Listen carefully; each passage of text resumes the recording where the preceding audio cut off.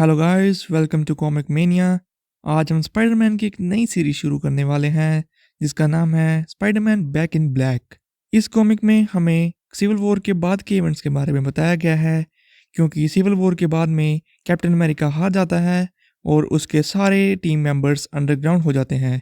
ऐसे ही स्पाइडरमैन भी अपनी वाइफ मेरी जेन और आंट मे के साथ एक मोटल में रहने लगता है, और उसी के दौरान उसका एक पुराना विलन विल्सन फिस्क, जिसको हम किंगपिन के नाम से जानते हैं, वो स्पाइडरमैन को मारने के लिए एक स्नाइपर को हायर करता है। और जिस रात वो स्नाइपर स्पाइडरमैन को मारने आता है, स्पाइडरमैन अपनी स्पाइडर सेंसेस के कारण बच जाता है, लेकिन गोली आंट मे को लग जाती है।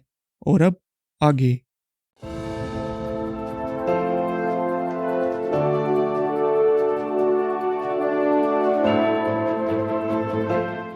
आंट मे को गोली लगने के बाद पीटर बहुत ही गुस्से में आ जाता है और वो गुस्से में एक जीप उस स्नाइपर के ऊपर फेंक देता है। और दूसरी तरफ मेरी जेन 911 डायल करने ही वाली होती है, लेकिन पीटर आंट मे को अपनी बाहों में उठाकर वहां से निकल जाता है, क्योंकि अब वो बिल्कुल भी टाइम वेस्ट नहीं कर सकता था। पीटर सीधा स्विंग करते हुए एक हॉस्पिटल में आंट मे को लेकर चला जाता है, लेकिन वो एक विंडो से निकलकर आंट मे को एक रूम में रख देता है और वो खुद बाहर रुक जाता है। और दूसरी तरफ विल्सन फिस्क जेल में पड़ा होता है और उसे एक गार्ड एक मैसेज देने आता है, जो उसे आकर बोलता है कि पहली बास्केट डिलीवर नहीं हुई, लेकिन बाकी दोनों में से एक बास्केट डिलीवर हो चुकी है। ये सुनने के बाद विल्सन फिस्क खुश हो जाता है और गार्ड से कहता है क्या उसे यूरिपाइड के बारे में पता है। और गार्ड जवाब में कहता है वो कौन से सेल में है। ये सुनने के बाद विल्सन फिस्क एक सरकास्टिक वे में उसका मजाक उड़ाता है और बाद में उसे यूरिपाइड के बारे में बताता है कि यूरिपाइड एक ग्रीक प्ले राइट था और उसने मीडिया, इलेक्ट्रा जैसे प्लेस लिखे थे और उसे ट्रेजेडीज बहुत पसंद थी, और यही बात उन दोनों में कॉमन थी। यूरिपाइड के प्लेस में से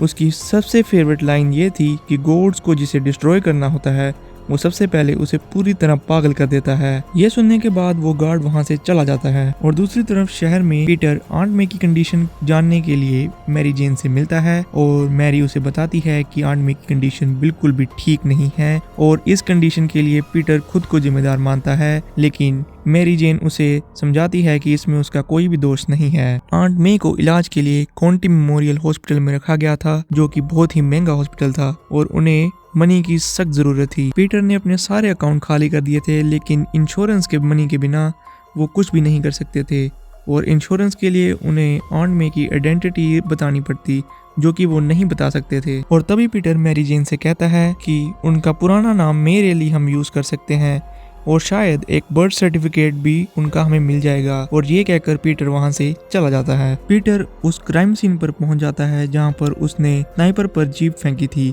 वहां एक पुलिसमैन मौजूद होता है जो कि पीटर को अंदर जाने से रोकता है, लेकिन पीटर अपने वेब से उसे बांधकर वहां से आगे चला जाता है और वहां पर छानबीन करनी शुरू कर देता है। और आगे जाकर उसे एक एम्प्टी बुलेट शेल मिलता है, जिसे लेकर वो वहां से निकल जाता है। और जाते टाइम वो यही सोच रहा होता है कि हॉस्पिटल में मैरी जेन और बाकी सारे वर्कर्स आंट मे को बचाने के लिए हर एक पॉसिबल काम कर रहे होंगे, लेकिन वो भी ऐसे खाली नहीं बैठ सकता था, वो भी अपना काम जरूर करेगा। स्विंग करते करते वो एक वेयर हाउस में पहुंच जाता है जहां पर कुछ लोग एक गन की डील कर रहे होते हैं। वो चुपके से अंदर जाता है और एक एक को मारना शुरू कर देता है।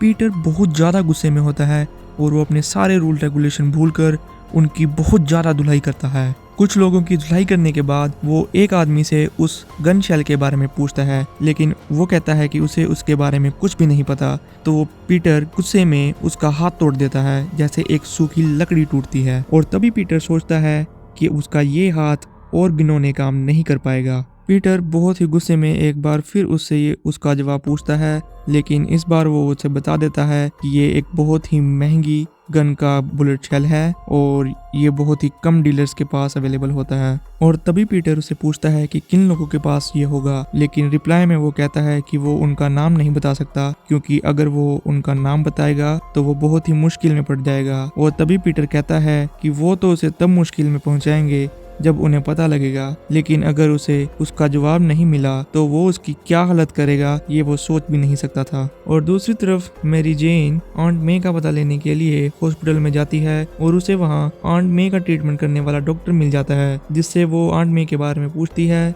और वो उसे बताता है कि आंट मे अब कोमा में चली गई है और सिर्फ मशीन्स के कारण ही वो जिंदा पड़ी हैं और उनके कोमा से निकलने के चांस बहुत ही ज्यादा कम है। ये सुनकर मैरी जेन बहुत ही ज्यादा घबरा जाती है, लेकिन वो सोचती है कि वो पक्का इससे बाहर निकलेंगी।